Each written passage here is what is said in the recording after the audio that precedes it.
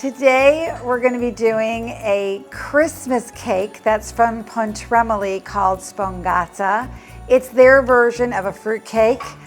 Full disclosure, I do not like fruitcake, but I do like this cake, so it's a nice alternative to Christmas. It has a couple of steps. The first step I'm going to show you is we're going to candy some orange peel. So first thing I'm going to do is I'm going to take all of the peel off of this orange.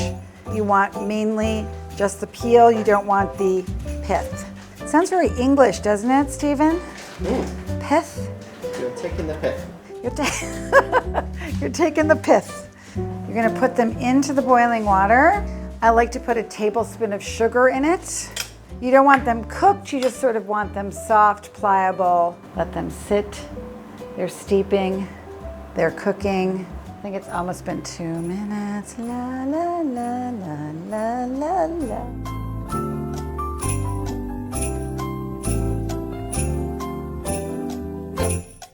We're gonna spread them out. We're gonna let them dry for a few minutes. You don't want them completely dry. You just want them not sopping wet.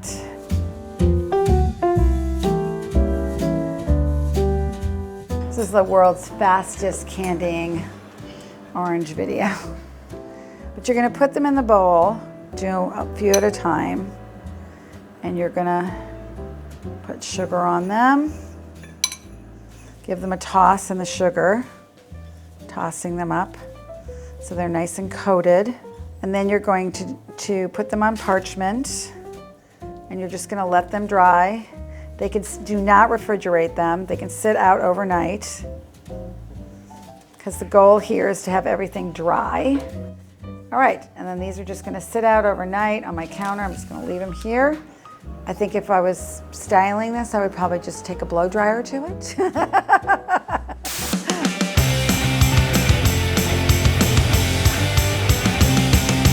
Okay, so these have dried a bit. I'm just cutting these really nice little strips. And then we're gonna toss them in sugar again. This is how you can store them. Just store them like in a Tupperware. These can literally last for a year, really. There are a couple interesting things about this dough. One, it's powdered sugar, which is semi-interesting because a lot of people put powdered sugar into their pie crust. So this is essentially a short crust, a pie crust. It's got an egg in it, and then the most interesting addition to me, God, easy for you to say, is the wine. So they use wine in this, which I think is, I've never done that before. Okay, so let's get started. So we have 2 cups of flour, and then you're just gonna make just a regular, like a short crust recipe. Butter, flour, you mix until crumbs appear. Could I have an espresso, please? Can you make one, please? I have to Now? wait to the... What happened? What's wrong? I have to warm up. Oh, it's gotta warm up. He's like, yeah, Annette, take a minute. It's gotta warm up. All right, let's take a look. So it's nice and crummy, and so we can start adding our other elements. So we're gonna add our sugar next, but here's my big pro tip. Stop the machine. Because if you throw your sugar in here while the machine's going, you're gonna have a lot of sugar on you. Thank you, Leo. Prego. So we're gonna put the sugar in. So all the dry ingredients and the butter have gone in. Let's give it a whirl. Another pro tip, you just put this sugar in real slow. Oh, that coffee smells so good. Wow. Terrific. All right, that's incorporated. We're gonna stop it again. We're gonna put an egg in. We're gonna put in a little bit of lemon zest.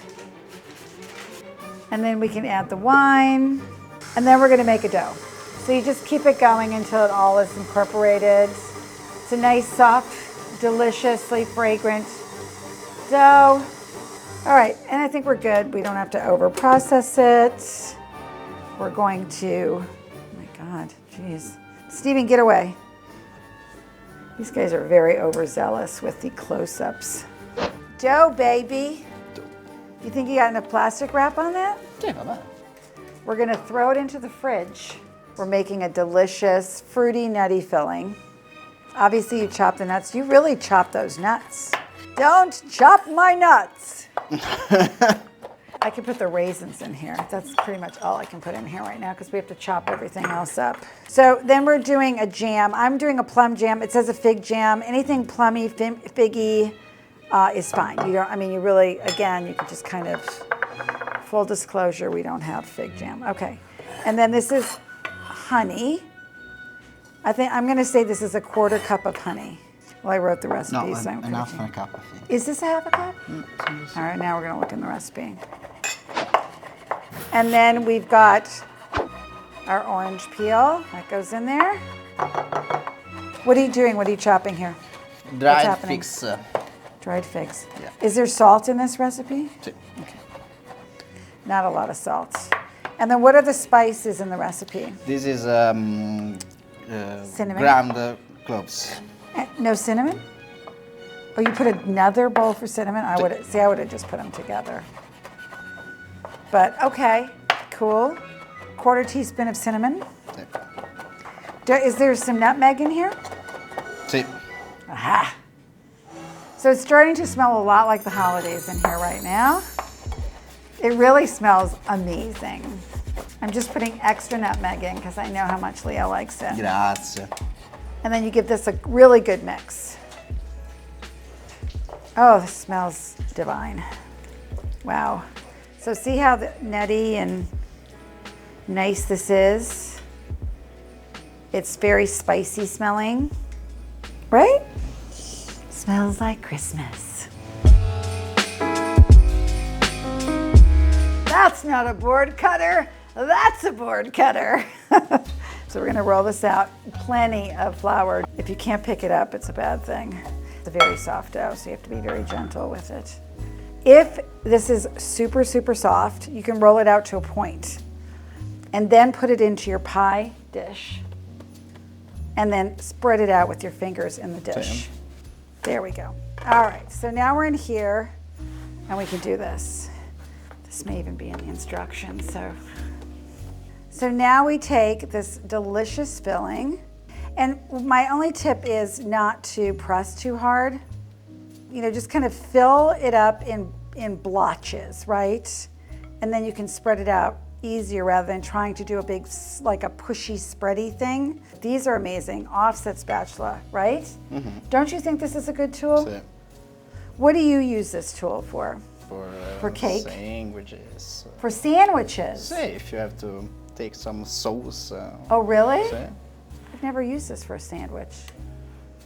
Okay, so now you've got your filling in it, and now comes the really challenging part.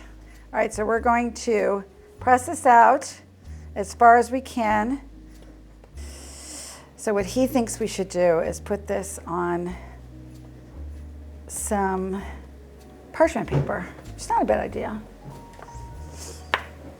But I'm probably just gonna try to do this. No, it's gonna work.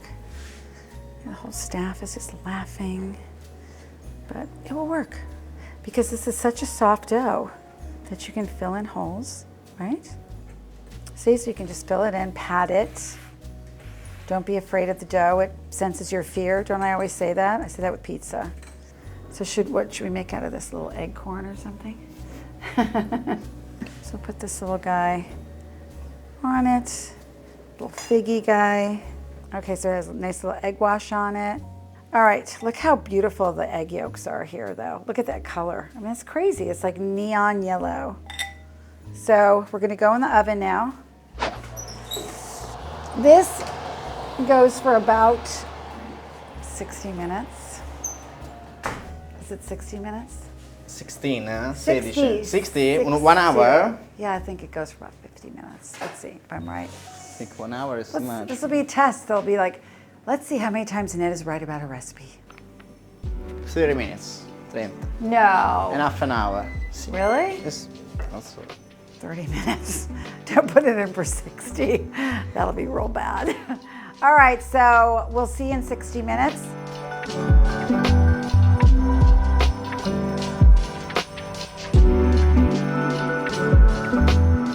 Okay, so we've waited 30 minutes and it smells amazing in here, and we're gonna pull our fabulous Pontremoli Spongata out of the oven. Pontremoli is like a really beautiful town. It's not far from us.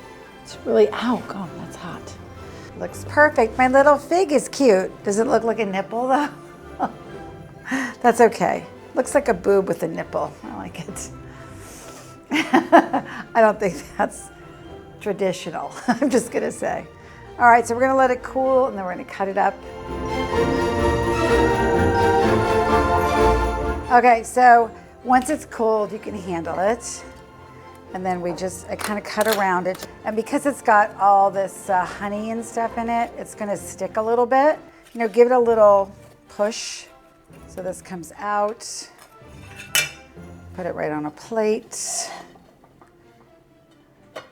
And it's crusty, yummy goodness. It's really gorgeous. It's a very cookie-like consistency. Comes right out. This is something that you could serve to your guests. You could put a little whipping cream on it. It's also really good as a breakfast because it's so solid that you can actually pick it up. So sometimes we make this at our retreats for breakfast. Cheers. Chin chin. Chin chin. It's the flavor of Holland biscuits. Okay. Wow. I got the seal of approval. Thanks for joining us, and I hope you have a happy holiday, and I hope you make this. And if you do make it, write something below. I mean, I think you're gonna love it. And it actually transports well, so if you want to take it with you somewhere, you can. And happy holidays, everybody. Enjoy this. The most delicious Spongata. Pontremoli in my book, At the Table of La Fortessa. Don't forget to like and subscribe. Yes, he knows how to say that perfectly now. Yeah, see you soon. Bye. Ciao. Ciao.